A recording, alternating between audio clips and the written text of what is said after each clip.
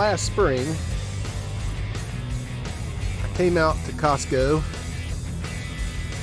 to source some product from our restaurant, and I noticed this stormwater retention pond.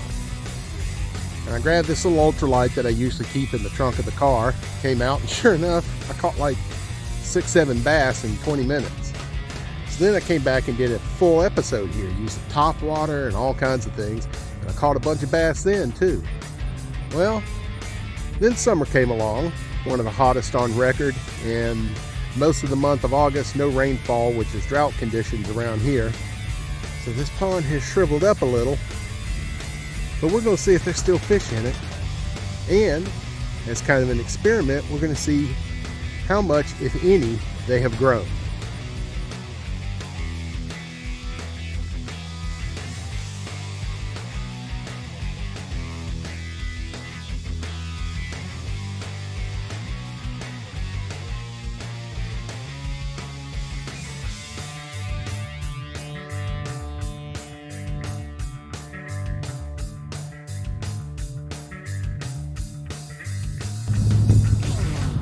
Then when that great blue heron took off, kind of startled me, but at the same time, you wouldn't be here if there weren't still fish in here.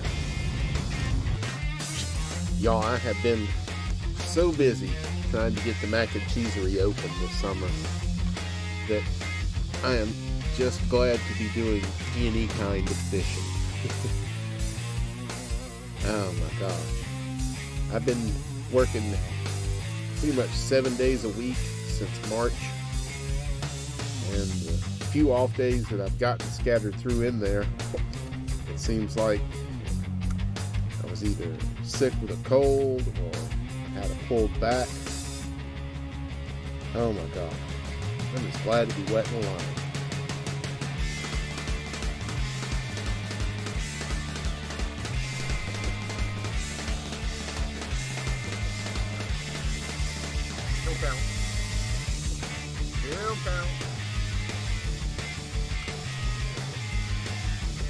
Whenever I fish in some place like the stormwater retention pond or some creek or something next to an interstate, people always go, I don't know if I'd eat anything out of there. And, you know, their warning is warranted, but not necessary. I hadn't planned on eating anything out of this. Because yeah, there's garbage everywhere. But at the same time, I would trust the fish out of a creek or a stormwater retention pond more than I would a Filet-O-Fish from McDonald's.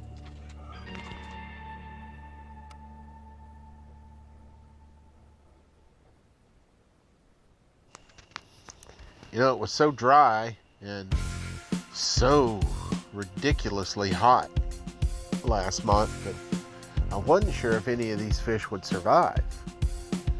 But not only have they survived, they have thrived. I'm always impressed with how healthy they look, but I guess when you're in basically a trash pond, there's plenty to eat.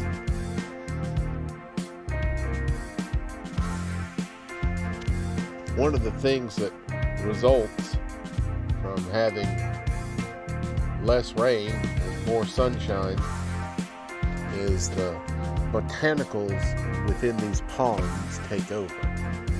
My gosh, there's a lot of grass in here. But I like to say, if you're not getting grass on your lure, you're not casting where the fish are.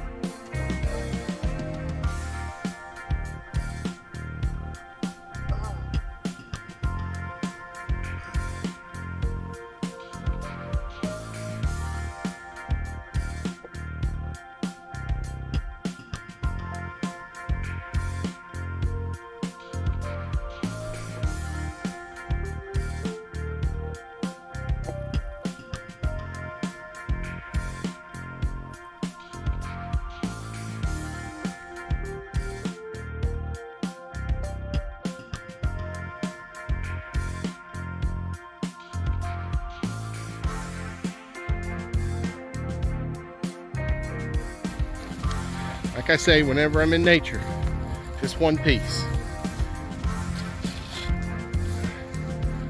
better than it was before. I doubt any of the bass in these little ponds ever gets bigger than, say, 12 inches. Bass have this remarkable ability to know how much water they live in if you just stop growing. It's pretty cool. Since these are in small ponds, I doubt they ever get any bigger. Although I could take one day and move it somewhere else, but that's really frowned upon. There's no telling what kind of things could be swimming in this little pond with these bass, and if I took it somewhere else, I would just introduce whatever that is to that new body of water. So I think it's best just to leave these fellas right here.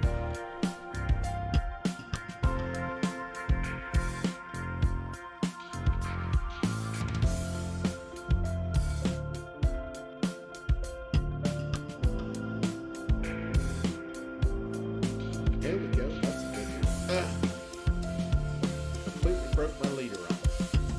I'm gonna guess that's a bad knot.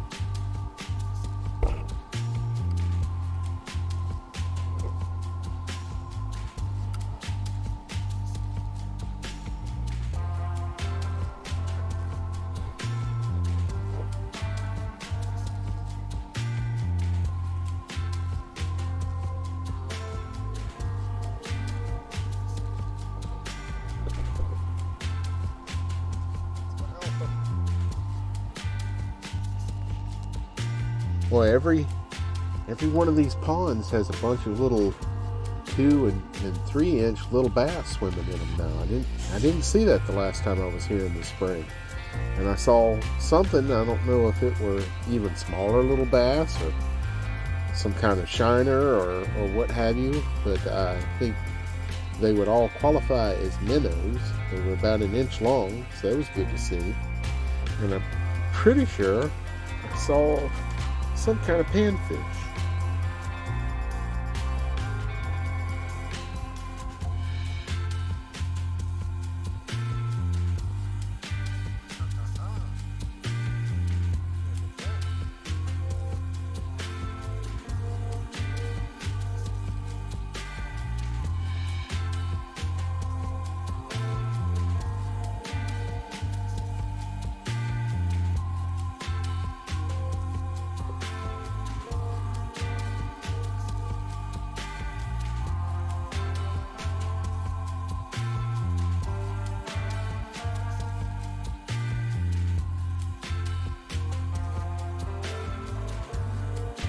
Well, I got one more place I want to try, and it's right there.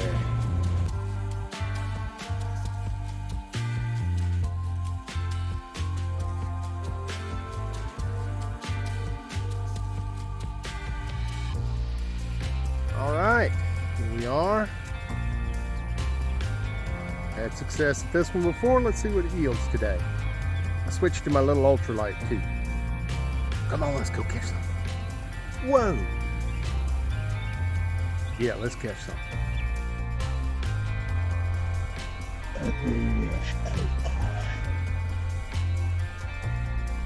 Yeah.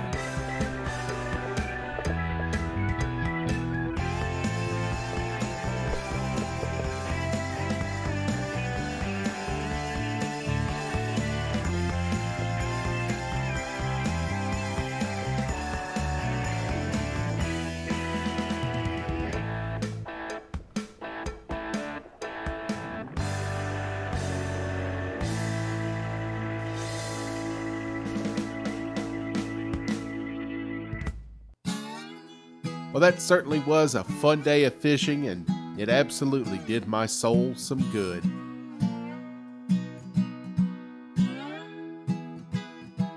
Hey y'all, Luke the dog here, and please y'all, and I'm so itchy. Would you scratch me right there around the like button in the subscribe area right there? I appreciate it if you did, because I feel so much better.